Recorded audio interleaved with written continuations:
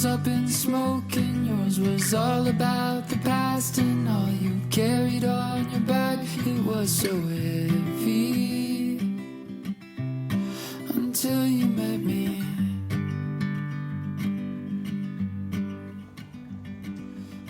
Hi, I hope you're doing good. Please ignore my pimple patch. I've just had a breakout and it needs to be protected. Anyways, this is the beginning of a very exciting vlog. I'm doing my favourite readathon ever, and that is Summerween. I do this every single year. I think I've been doing it for the last 4 years and I just love it. I feel like I read so many amazing books each time, but like always, I always do Summerween at a completely different time as to when the readathon is, because I'm always somehow on holiday or really busy or doing something. So Summerween is hosted by Gabby Reads each year. I feel like Gabby Reads and probably Books and Nala to me are some of my favourite thriller and horror booktubers. They're honestly the best. I always love watching Katie is reading, Gabby Reads and Books and Nala's Summerween videos every single year. It makes me so happy. This year's prompts are: read a book in the dark or at night, read a horror or thriller book, read a book with a sky on the cover, read a book that you've owned more than a year, and read a novella, a manga, or listen to a spooky audiobook. My TBR consisted of, firstly, an ebook, which is Death Valley by Karina, and this was a horror romance about this girl whose sister goes missing and she hires this tracker to help her find her sister. It's to do with a bunch of history but turned horror around the Donner Pass going through California. It's very snowy and there's almost like White Walker-esque zombie creature things that go around attacking humans. Then on audiobook I have the Sundown Motel, which is a dual POV thriller mystery about two young female family members becoming little investigators whilst they both work at the same motel decades apart. So the modern day one is trying to figure out what happened to her auntie who worked at the same motel, and the auntie is trying to figure out a bunch of murders in that town. Then for physical TBR, really quickly, if I mention the Thursday Meta Club, this was added on in the end. This wasn't meant to be a part of this TBR, but I ended up reading it. I have this on audiobook from my library and also physically, and I decided to read it because the movie came out and I really wanted to watch the movie. Then Local Woman Missing. This is about a woman called Meredith and her daughter Delilah who go missing 10 days after this other woman Shelby goes missing, and you're trying to figure out what happened to the three of them. Then we have One of the Good Guys by Araminta Hall. This one is basically about two men who form a friendship. I think two women end up murdered and they somehow get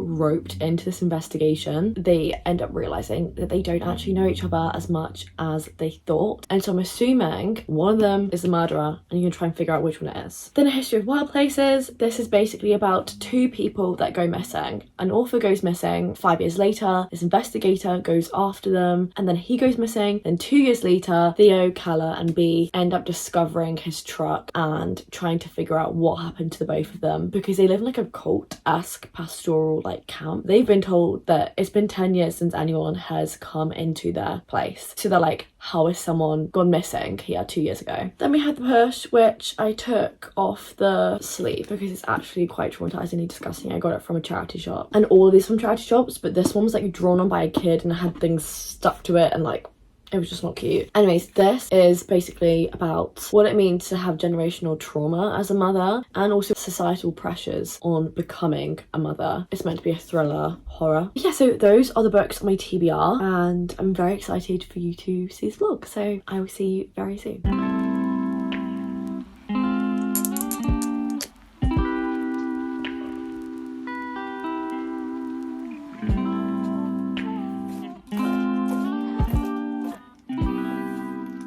Hi, I just did a whole bunch of like a hair routine. I just thought that like my hair really needed it because I tend to wash my hair every single day. My plan is to start off the Summerween with a very cute like self-care evening. I am really feeling some heatless curls and to see how that would turn out. I am starting off with reading Death Valley by Karina. I can never say her name, whether it's Karina or Karina. Karina is predominantly a dark romance author. However, this book doesn't really say anything anything about being a dark romance on its description. I'm wondering if this is more of a horror romance, which would be very fun. I know it's horror 100%, but I don't know if it's be like a horror dark romance or horror romance. I really hope it's a horror dark romance. I'm just so interested in this. It's even got some fan art in the beginning of it. I'm really on Kindle Limited, but I'm 10% of the way through so far. The storyline's incredibly cool. I don't know if I like the female main character yet. So it basically starts off with a massive introduction from the author when she goes through and kind of describes the real events of this, oh, I don't know what it was called. It was like this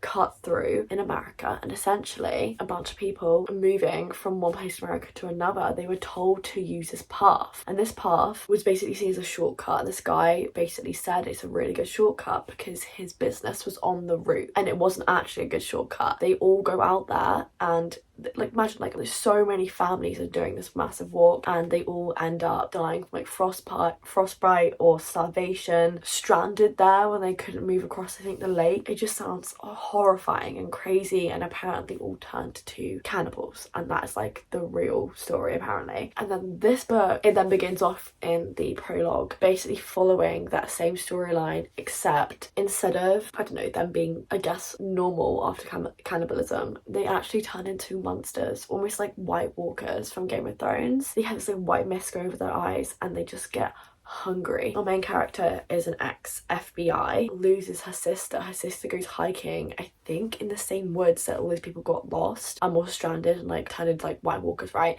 They just didn't take her that seriously, and so 3 years later she decides to hire this, what do you call them? He could just find people easily, and she hires him to essentially find her sister just for some closure, and they put together a team of people, and so far I've only gotten to him finally agreeing. So that's my plan, and basically I made some homemade lasagna the other day and I've still got some leftovers from it, so I'm going to reheat some of that for my family. I look horrible with my hair up because my little ears stuck out.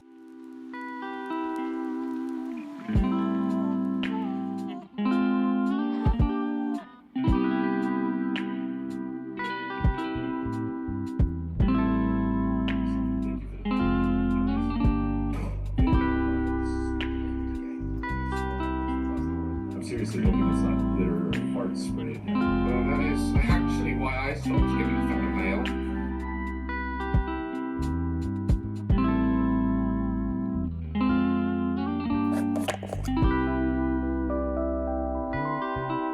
Shower time.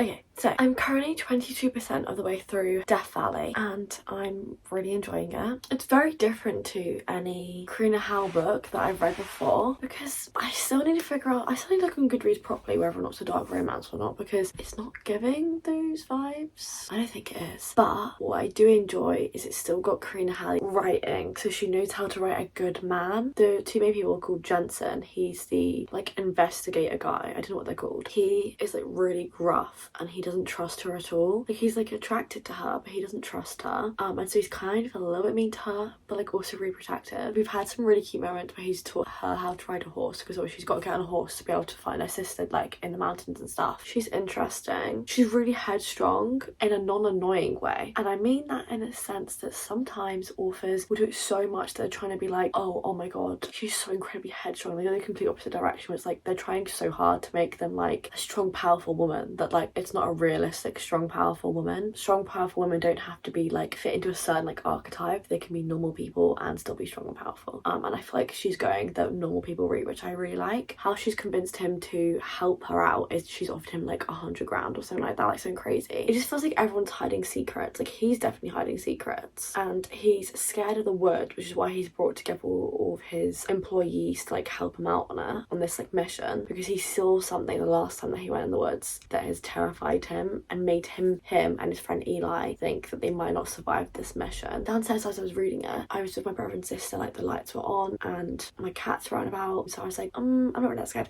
Oh, sorry, I was meant to say there was like our first interaction with a white walker, but it was a horse. So what does that mean? Did he eat another horse? I don't get how it works. Maybe like the cold does it to them with a curse. I don't know how it works. And I wasn't that scared. But at the current point that I'm on now, they are just literally about to set off. There's like lots of sexual tension, but they don't necessarily like each other. I'm not gonna be doing my curly hair routine, and so I'm gonna try and make my hair be as straight as possible so that I can do heatless curls and stuff like that. Never looked good on my hair. I keep seeing people do it. I just really wanted to try it, so I'm gonna try and do it. Also Pompous Burgers, because it's my favourite TV show in the entire world. I've probably watched all of those seasons maybe like 15 times over. I'm gonna go ahead and carry on reading, and let's hope that I don't get scared.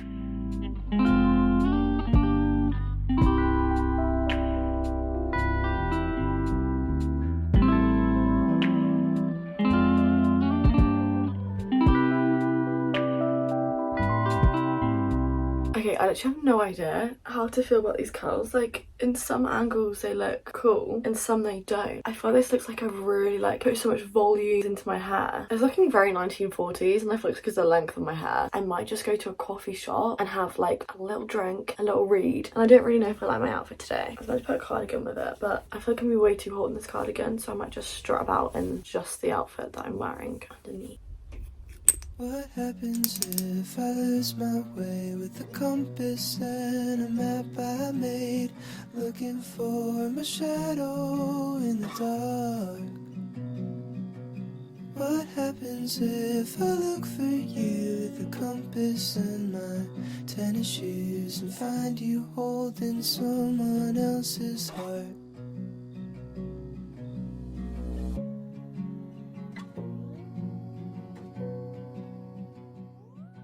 Okay, so as you can tell, almost immediately I got changed into something comfier because it started raining outside, and now it just feels like one of those like cozy days that you just want to stay in and read. So I think that's what I'm gonna do. When it's a cozy day like this, it's nice to just stay in and like get wrapped up in a blanket and like read. I think I'm gonna take off my makeup now because it's just kind of no point in me keeping it on. I'm currently like 34% of the way through because anyways, as I said, I was gonna go to the cafe, then it got too rainy, so I filmed a video. I filmed a sit down video just because I kind of need to, so I did that. They barely know each other, so you have like him just being naturally protective and a good guy, like making sure she's safe, but also him being realistic and being like, I'm not gonna wait behind and like possibly die just for some random girl. I like that. And I know that's a really odd thing to say, but sometimes with books, with romances, it's unrealistic, but that feels realistic. We're going through the abandoned railway tunnels now, and it's getting creepier. Also, they're all riding on horses, and the horses are all really adorable, especially her one, Duke. I don't want anything to happen to it. I'm taking my makeup and just carry on reading. Sleeping on your bedroom floor, I'll let my feelings wash ashore. You told me I'm projecting and I don't move with much direction anymore. I don't know what I'm looking for. I can't believe I care. Soon I wanna pinky swear. I'm leaving, I'll call you when I'm there. What happens if I lose my way with the compass and a map I made, looking for my shadow in the dark? What happens if I look for you with the compass and my tennis shoes and find you holding someone else's heart? Hi, I finished Death Valley, and I think that I'm giving it like 3.5 stars just because. Okay, so the good parts about it were that the storyline was incredibly unique. It was like a new brand of zombie vampire sort of situation mixed with the White Walkers from Game of Thrones, right? I like the way that it mixed history with like folklore and horror. I thought that was so cool, and I want to read more books like that where it like finds something historical, something really truly gruesome, but then make it more fantasy horror, more paranormal horror or something like that. Like, and then I enjoyed the romance. The romance wasn't bad. The other thing I will say was like the smut was good. It was not as good as Karina Hill's other books because it wasn't like one of her true dark romances. And I wouldn't really say it was dark romance. I'd say it was like a romance and horror. Part of the way through the book, it started getting unrealistic with them. They were saying like, I don't know what they were saying, but it just started to feel so like, you've like had sex a couple times and it is life or death and you do kind of like each other, but you don't like love each other, like calm down. And they weren't saying they loved each other, but it was like along this line. So I was like, ew, no, stop. The ending was cute though, and then the horror was good. I wouldn't necessarily say it was scary. It was like, oh my god, like if that was in real life it'd be scary, but it was like the way that it was written didn't scare me. I feel like when you write a horror and it has to be gruesome and it's like actual like fantasy horror, like monsters coming after you kind of vibe, you got to have a way of writing about you. Like, I don't know, I mean, I'm not a writer, but I just can tell the difference between this and other horror books where like I'm genuinely terrified. I never understand this. I never ever understand when a book will write about characters who make stupid decisions. For instance, deciding to go to their lair, go to their caves just to find out some information about her sister. You know they're killing off everybody. Is that better? We're just gonna have to like hide from the sun right now. Yeah, I never understand why an author will write about characters making stupid decisions, because first of all, it's unrealistic. Second of all, it's just incredibly stupid and it ruins the book immediately. For me anyways, it always like makes me hate the book. Why would you do that? I want to read about someone who's like gonna make like really good decisions and like run for their lives if someone's coming after them. Like, you can then arguably say this book would have ended a lot quicker if she hadn't had these stupid decisions and ideas to go after these White Walker things. If to prolong a book you have to include really bad decision making, then like, does that make it a good book? There's better ways to write about it. And now I can't show you because I'm filming on my phone, but I have BorrowBox downloaded on my phone, which is like this like library. It's really good. If you're in England and you can get BorrowBox, I don't know if it's in like every single part, definitely get it because it's insanely good. You can get ebooks on there and audiobooks of a million different like amazing books, right? I've got the Sundown Motel on audiobook, which I have actually had this on my TBR for such a long time. Like, I don't know, whenever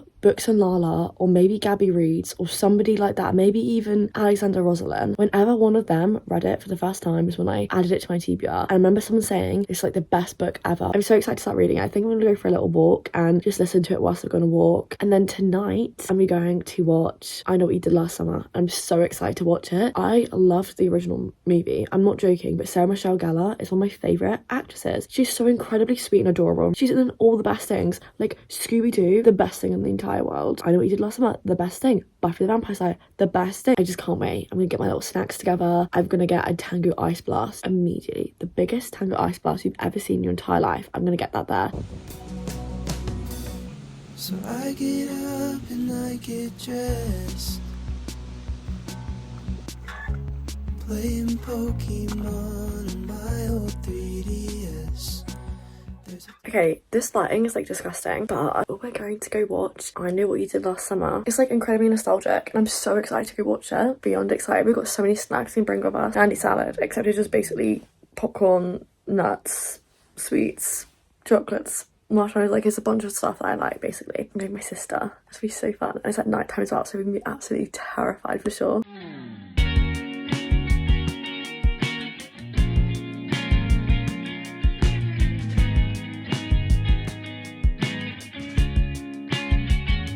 Hi. Okay, oh my god, I just came back from watching I Know What You Did Last Summer, but like the new one that's just come out, and oh my god, it was brilliant. It was exactly like the summer slasher thriller that I needed to watch during Summerween. I couldn't have picked the most perfect movie ever. It had like the perfect humour. I think more specifically probably for girls. Everything felt kind of slightly realistic. Like the way that the characters acted felt realistic to me. And I thought, is it Madeline something? That actress, she's brilliant in it. I loved her. I thought that Sarah Michelle Gellar and Madeline actually gonna look kind of similar at some point to this movie. It was terrifying because so many jumps made me scared and it was disgusting. There's times I like looked away. I was like, I'm not watching this. Like, I get the gist. I know what's gonna happen. I had a massive Tango Ice Blast because that's my favourite thing about going to the cinema. I thought I'd give my first initial thoughts on the Sundown Motel so far. I'm loving it. I don't know why watching this movie just made me even more excited to read it. The vibes are really fun. So it basically follows two POVs, which I didn't realise when I first read it. I thought it was just from like the present POV, but it's from two POVs. One is from Vivian, or Viv,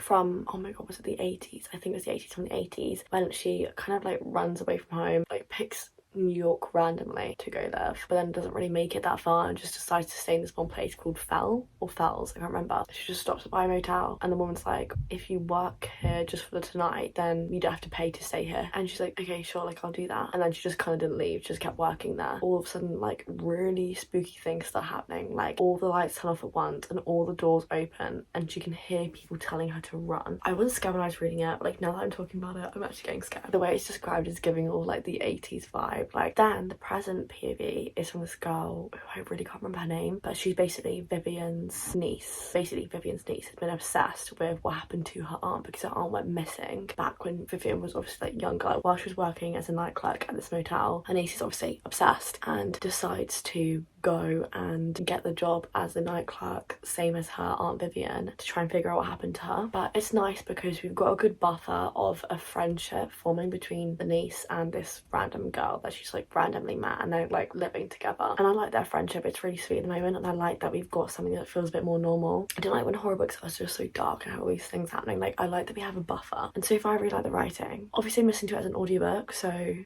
can't really like read it, but I'm listening to it and it sounds good basically. But yeah,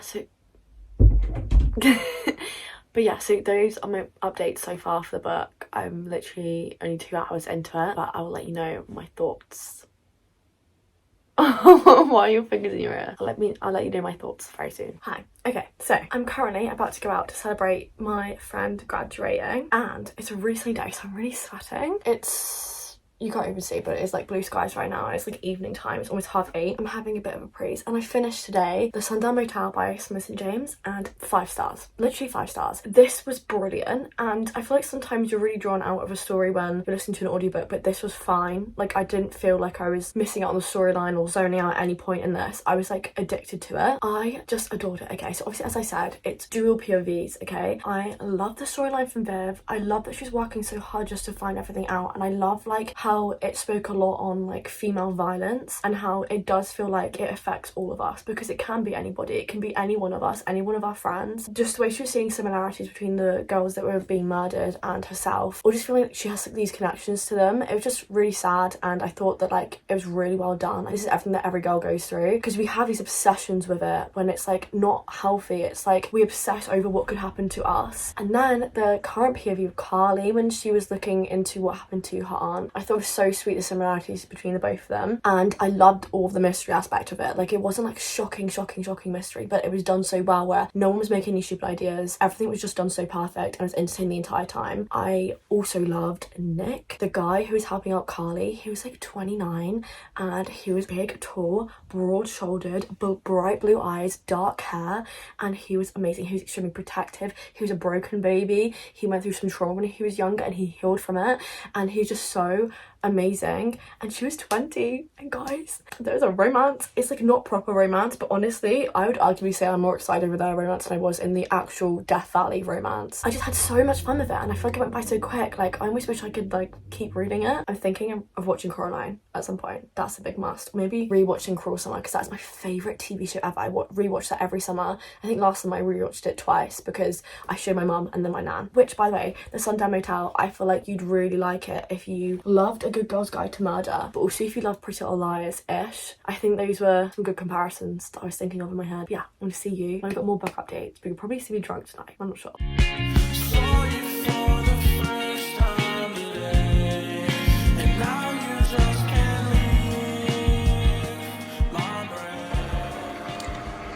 Oh, we just came back. The fan's on. I'm so drunk right now. I'm gone. Hello.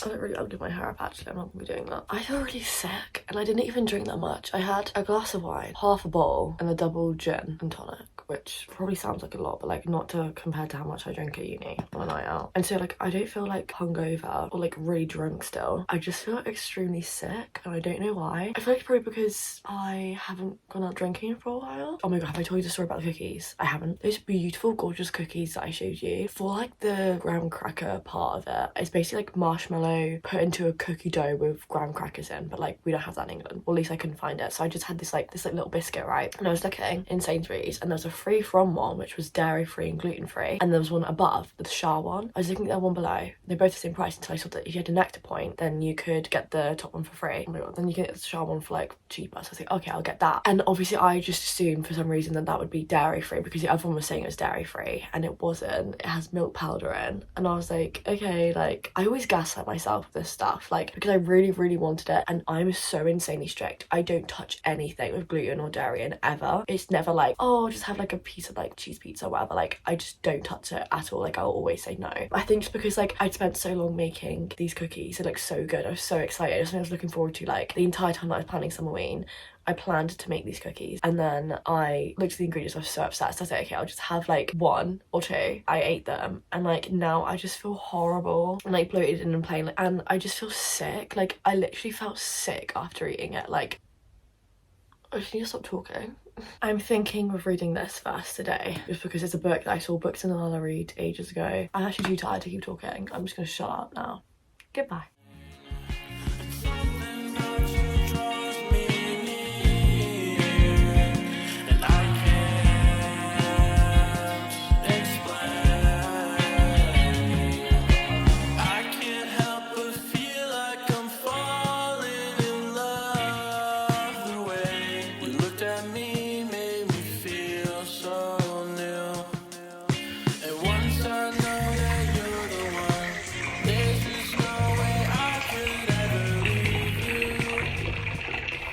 Sorry, I actually look like a complete round rat. It's because I just had the best self-care bath session ever. I put like hair oils in, hair mask. I used my body scrub that smells so good.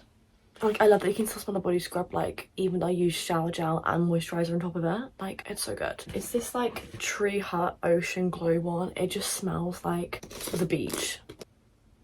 Like it smells like a really like fruity sea. My skincare, everything like that, my hair care, and like I just feel so good. Scrubbed clean. I am now currently on page 110. This much through. I'm loving this book. It's like incredibly quick. I think because I'm really invested in it and the storyline is like really good. But also I think because the chapters are so tiny, so it's constantly like flick because you want to get to the next POV. There's multiple POVs. There's Kate, Meredith. There was Delilah sometimes. Leo. I think that's it. There was also Shelby. And basically all of these people are just interconnected. They're either people that went missing or the people that were like friends of the people that are missing. Okay, Kate, who is the neighbour who was close with Meredith, and it's basically her POV like 11 years ago when she went missing and her trying to help find her. She really wants to like know what happened to Delilah and Meredith. Then obviously Meredith's POV 11 years ago, except I think a few months before Kate's POV, when she's getting blackmailed and someone's saying like, I know what you did, rotten hell kind of vibe, and she's freaking out. I can't tell whether she's freaking out because she did do something or she's freaking out because she's like, who is sending me this? But it's so weird that she's not telling her husband what's happening. Like, this happened to you, tell your husband. So they're making me think clearly their marriage isn't that good. And this POV from Delilah is a horrible POV about her time in captivity, but like more like near the end when she escaped. And then we also get Leo's POV, who is Delilah's younger brother. But obviously it was so sad. They used to be like joined at the hip when they were younger. It was 2 years difference, so they were really close. And then because of what happened to her going missing, him losing his mum, he's not close to her and he's kind of a bit like troubled a little bit. And it's basically his POV like of seeing her interact with the family and stuff, which is crazy. Everyone's seeming to think that Shelby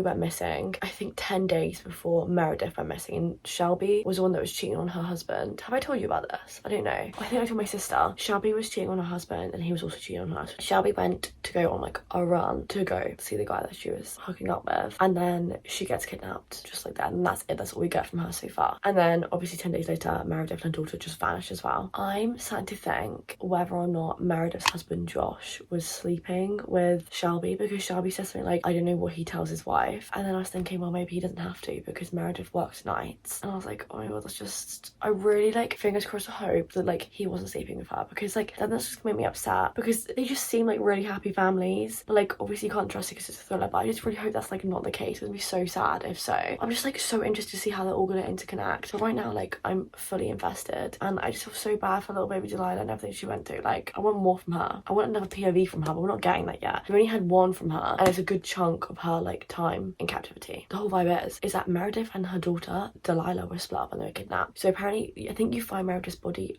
really quick. Everyone knew that Meredith was dead because the body was found, and she had a note with her saying like, I did it, Delilah's safe, blah blah blah, something like that. Obviously Delilah turns up and she clearly wasn't safe. She was like being abused, and like she was like locked in this basement that's like pitch black for like 11 years. So it's just interesting, like why were they split up, who took them, and then would split them up and put the daughter through hell. I'm just so interested and so invested in this, and I'm just like loving the fact that I found all these like thrillers and stuff in a charity shop. I love charity shops, they're like the best for thrillers. But yeah, I'm so dehydrated from that bath, like I'm not joking, the sweat was dripping down me, but like I thought it was a good vibe, like a sauna. Like I really needed that, but like now I'm so dehydrated, I need to go chug 10 glasses of water and I'll carry on reading this. I think my siblings are downstairs, so I'm gonna go spend some time with them. I think they're playing Minecraft. Sometimes I wish me back to you. I wish me back to the time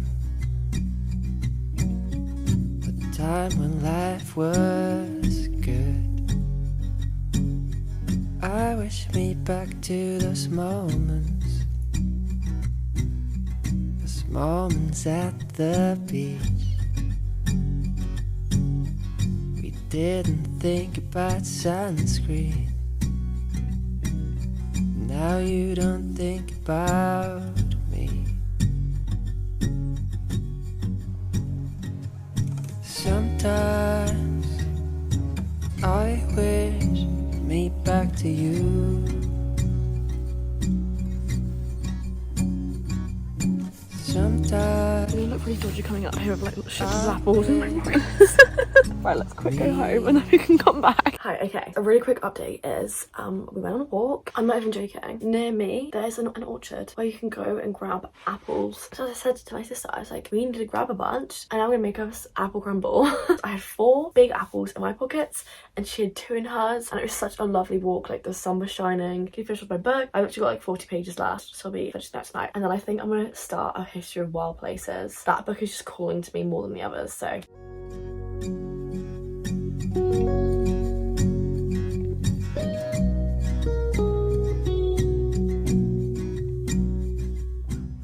Hi, I finished Local Woman Missing and I've given it 5 stars. I love this book. I actually bawled my eyes out at the end of it, like actually full on cried. This is so incredibly heartbreaking. It was just such a good thriller. The writing was extremely fast paced. It was very well written, but done in a way where it was just so quick. The chapters are extremely small, so that obviously helped with the pacing of it. The multiple POVs weren't confusing. If anything, it added to making it quicker because the chapters were so small, the POVs were so small each time that like it ended on almost cliffhanger.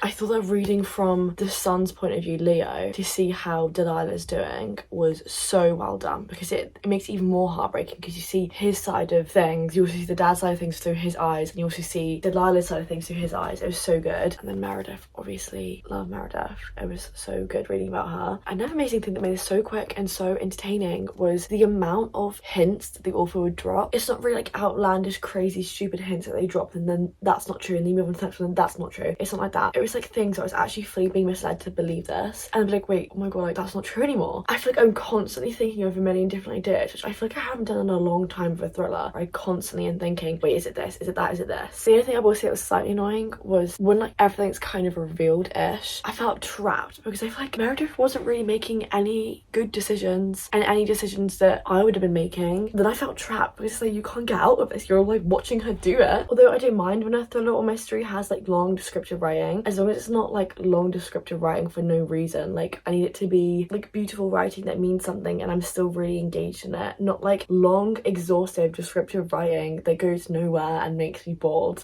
No offense to that book. I've already found 2 5 stars so far. Like that makes me so happy. This one, I literally was downstairs, I was like talking to my sister and I was like, is it bad if I leave an effort at page 46? But like I'm making myself read it until the end of the day, see how far I get up to and see see if when I carry it on. I'm now on page 58 and I don't mind it that much. Like, maybe it's getting slightly better. Just, I don't like the writing. And like, I don't know why. It's something about this author's writing that actually rubs me the wrong way. I get really annoyed by their writing. Like, really odd, like the descriptions. Like, for example, like, it's kind of useless. So it goes, she loves me, I know, but she's also keeping something from me. Secrets under her fingernails, deceit in the creases of her eyelids. My wife is a liar. I understand the concept of being really like whimsical descriptions and having like beautiful metaphors and stuff like that, but like deceit in the creases of her eyelids, that wasn't needed. Like, no offense, because it's pretty writing, but there's just a lot of it that I had to get through. Like, when I was getting through the first POV, which was the like investigator, I really couldn't do it. It was just on and on and on and on and on, and I was like, I'm getting nothing. This could have been an email. I don't care if it's lots of pages. I love a book with lots of pages. Usually when I'm reading a book by an author that I love, I literally scream and cry and want more. I'll read a 700-page book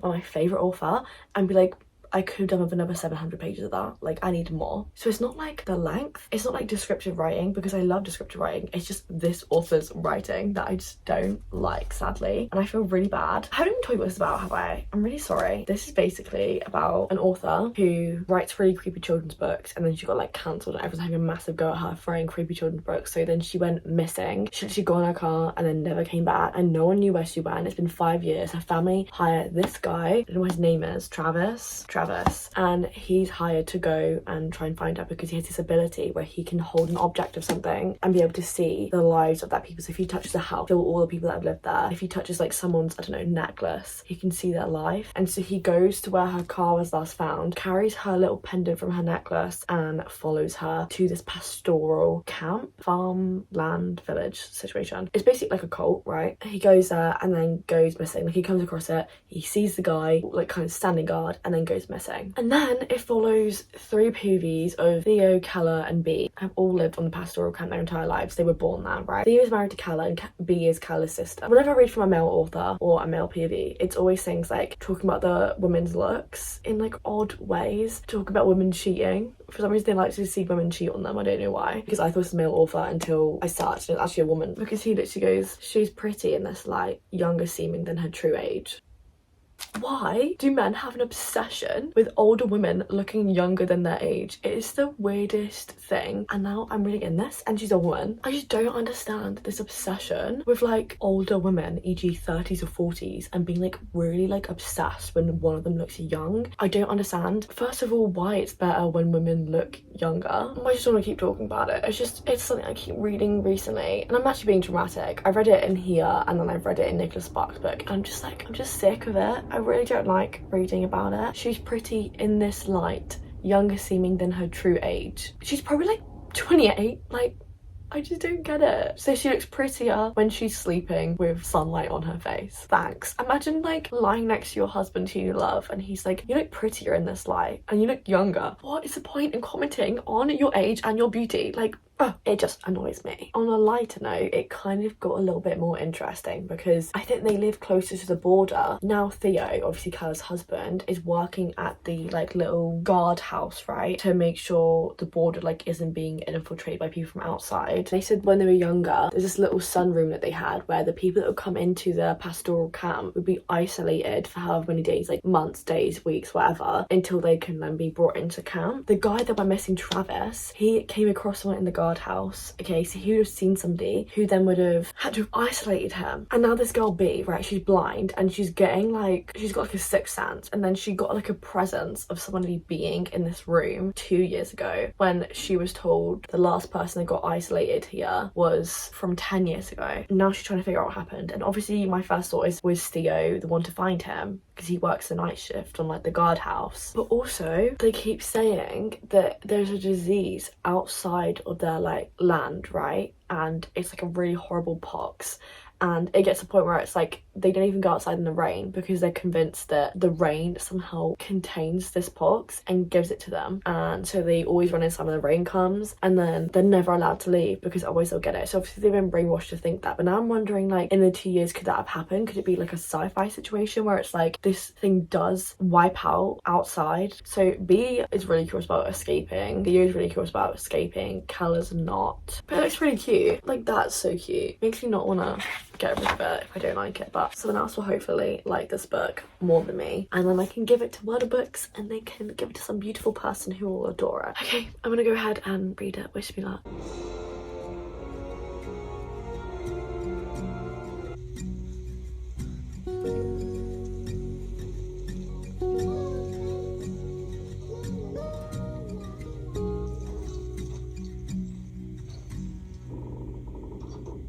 Sometimes I feel I'm not enough. Not like I was in those days when life was not as rough. Sometimes I wonder how my life would have turned out if I stayed with you back then. And sometimes I have doubts. Sometimes I wish me back to you.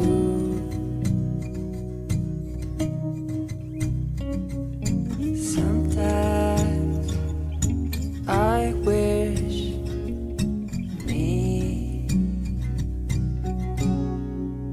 back to those days on the road with Jack Johnson in the car.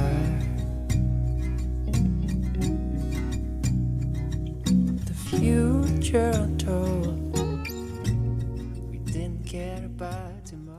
Hi, I apologise for looking so incredibly shiny. It's because I did my skincare. I'm incredibly upset because you'll literally like understand the vibe if you've had severe acne and then you get a spot, like one spot, which like if this was me 6 months ago and all I got was one spot, I'd be like incredibly happy because it was one spot and it wasn't 3 new spots a day, 5 new spots a day, right? But I've got one spot and that feels like the end of the world for me right now, and I put like a pimple patch on it. It's painful and it's just making me feel horrible, like outside and inside. Like, as soon as I get a spot, I like actually freak out and think that my skin's gonna going back to being horrible again. I'm still recovering from scarring. I can't take myself seriously with how shiny I am. I finished A History of Wild Places and I think that I'm giving it 3.5 stars, and I want to hold my hand up and say that I was really quick to judge this. I will still stand by it. The writing was like insane for the first 2 chapters. Really like flouncy description for like no reason, where it took like 20 pages to get through something that could have been done in 5 pages. The writing was nice throughout it. The storyline was incredibly unique. It basically follows, like as I said, Theo, Keller and B, they live in this pastoral camp, farmland, right? So like, they farm there, no medicine. Like if someone's giving birth, it's like hardcore, or if someone's ill, they'll die. Outside of the border, there is the pox, and the pox destroys the trees. It like breaks the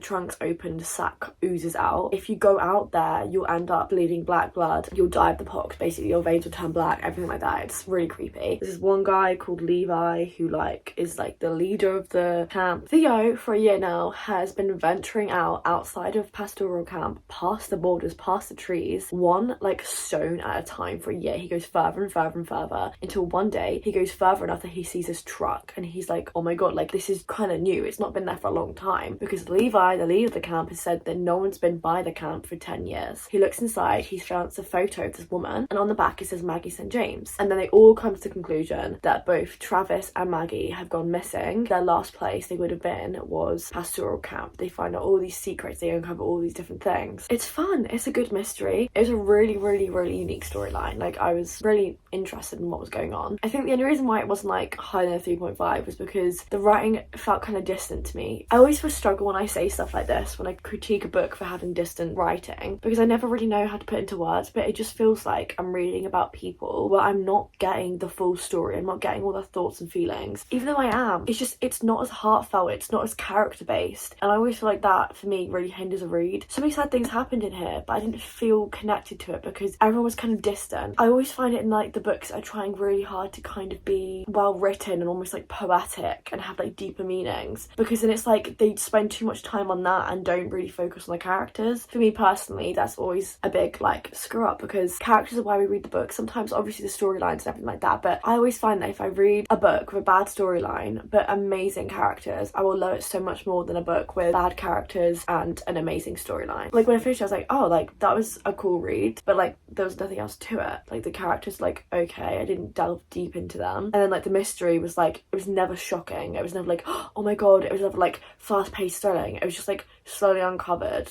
and I was like, oh, that's cool. Yeah, 3.5 is my rating. Get to go to a new home now. Then recently I picked up The Push, and last night I read up to page 78 this much of the way through. Push looks like this, but I don't even want to touch that because it's actually disgusting. Some kids got like blue stuff on it and drew on it. I kind of had it in my head that it's gonna be like to do with children, right? And I knew this woman had a kid who was like a demon child, what I thought was like a demon child, and you didn't know what was going on, no one believed them, and it was gonna be like really creepy. But like so far I'm like 25% of the way through, it's nothing like that. A really sad book, really, and it's not thrilling, it's not horror. I guess it's maybe a slight mystery because it begins off with the main woman looking at a family through a window, and she's talking about her husband, talking about her kid. So then you find out that actually her daughter and her husband have a new mum, like a new wife and a new brother and a new kid on the way, and she's looking through the window at them, and then she says that she wants to tell her story, and then we flip to this, and it keeps going between you can say 3 POVs. I'm gonna say it's 3 because it follows Cecilia, which is this woman's mum. I actually can't remember her name. Oh my god, the author is so pretty, what the hell? God, she's like a model. So it follows Cecilia back in like the 60s, which is Blythe's mum, and her trauma and her experience with her own mum. Then we have the POV of Blythe when she was younger with her trauma, with her experience with her own mum, and then we have Blythe when she's older and she's got a husband. She's also got a daughter now, so it's like 3 kind of like mother aspects, right? It's just really sad. So like Cecilia has a horrible relationship with her mum. Her mum's completely abusive. Then Cecilia's kind of abusive to Blythe. Well, she's abusive, but like just not as abusive as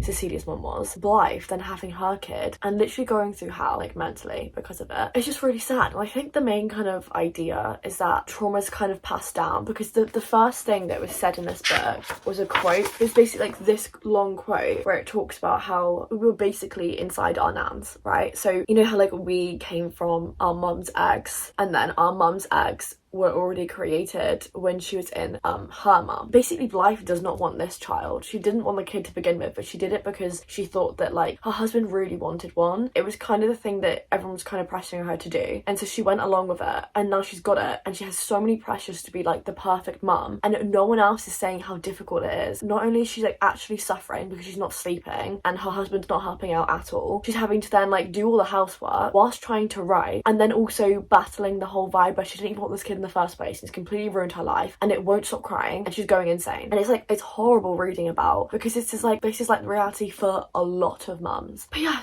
there's just nothing really to it though. Like nothing's really happening yet that's kind of thriller or horror. You're just trying to figure out what happened to make her kid get taken off of her and her husband to leave her. He's just not worried about her. There's actually a quote when he was like she did something kind of crazy, and he's like, I'm really worried about our daughter. And I was like, she's clearly going through something. She needs help. What do you mean you're worried about your daughter? Worry about your wife too. Like, she's still a human being. And it keeps saying really good things in here, like as soon as I had my baby, I stopped being his wife and I became the mother of his daughter. So she lost her status. She's like a nanny now, she's a housekeeper, and she's a chef, and it's like she's lost her status as a human being, as a wife, as someone that he loves. She's now this thing that brings up his daughter. So it's having a lot of really cool topics. It's really sad watching the mum kind of hate the daughter, because she is a baby, and it's really sad seeing that happen. And I really hope like the ending isn't like the kids are normal and it's just the mum going insane without getting any help, which is still like a really horrible thing to have happen. It's gonna make me really upset if she starts like villainizing her little baby. It's written like, you went to the bathroom, your mother's purse was left on the counter. It was so jarring to read in the beginning, but like now I'm kind of used to it. She basically like addresses her husband the entire time. Kind of important thing to do, because it's like she's telling her story, telling their story from her point of view, addressing the person that was blind to all of this that she was going through. Kind of beautiful and sad. I'll see you when I've got more updates.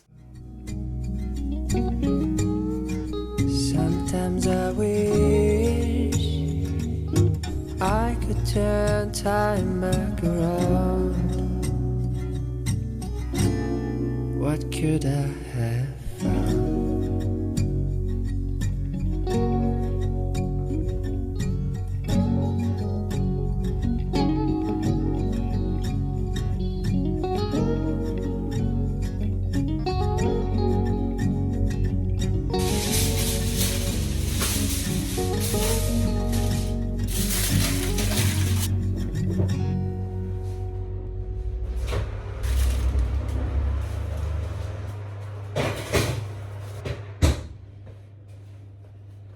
Okay, so I know it's a bit crazy, but I actually decided to start the Thursday Murder Club because the trailer came up on my YouTube and I was like, oh my god, like I didn't realise this book was getting turned into a movie. It's got all of the famous actors in it. I've got the book upstairs and I've never wanted to read it because I was just like really like a cozy mystery about old people, but I watched the trailer and it was so adorable and I thought it was the most like aesthetic cutesy little thing ever, and I was like, wait, this is gonna be so adorable. So I checked Borrow Book, you know, that library, and I looked and the audiobook was in it, so I've started listening to it, and so I'm gonna kind of include it in the Summerween vlog, but I'm thinking of like literally stopping reading for this tomorrow. So it's going to be a review of how much I get through Thursday Murder Club, but also how much I get through the push. So far with the Thursday Murder Club, I'm like 2 hours in the audiobook. I'm kind of liking it. It is a bit like annoying sometimes because obviously it's like about 4 main characters who are like old and kind of stuck in their way. So sometimes they'll say something like that it's kind of like an old English person who is not really like aware or like doesn't make the effort to change their thought processes on anything. Like they're not careful how they word things. Like they say things that people in our generation wouldn't say, and some of the things I'm like, ooh, like a bit awkward. The murder mystery isn't as interesting as I thought it would be. The most luxurious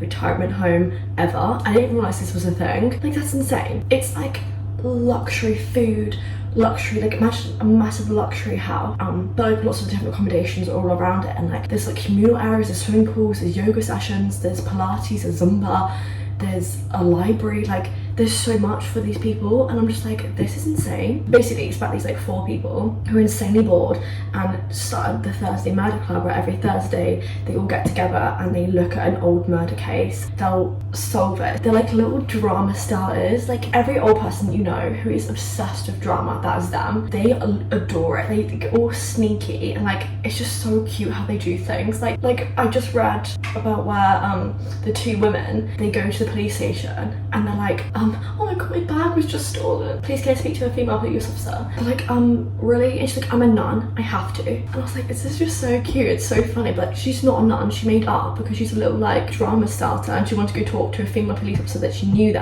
she met once, to get her to tell me info on the case. Then also another thing that I find really funny is it talks so much on fitness and health. But yeah, I'm getting so hot. I just put the lasagna in. I'm obsessed making lasagna now. Like, yeah, I'm just so excited. Did I tell you it's all gluten-free and dairy-free? I'm also thinking of a fun dessert tonight. But yeah, I'll see you with more updates from books. Hello. I ended up only reading to page 255 of the Thursday Murder Club, and I'm still on page 78 of the push, and I didn't get any further. Basically, I didn't read any of this. With the Thursday Murder Club, I think that it's still really cute and cozy, and honestly, it's really fun reading about them because it's fun reading about people who have already lived their lives and now they're kind of just like trying to find the excitement in small things in life. It's really sweet and really wholesome. It kind of makes me excited to live life so that when I get to like my retirement age, I can have all these wonderful stories to talk about, just like crazy random like anecdotes to just bring up. Like it just makes you really excited. It really just puts life into perspective and makes you want to appreciate things a little bit more, which I know is an odd take from it, but I don't know, reading about old people just makes me really like reflective. The case is kind of boring.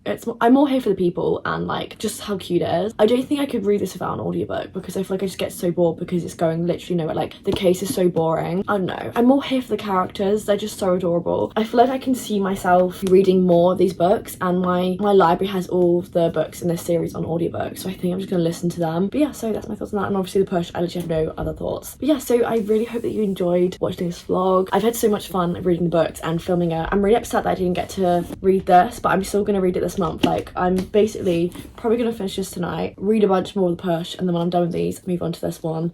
So you'll probably see some of my wrap up. I guess I haven't really done anything spooky. I just realised that I've just been having too much fun reading all these books. But yeah, so please let me know if you participated in Summerween and what kind of books are you read for Summerween. But yeah, so thank you so much for watching. I really hope that you've enjoyed, and I'll see you very, very soon. Bye bye.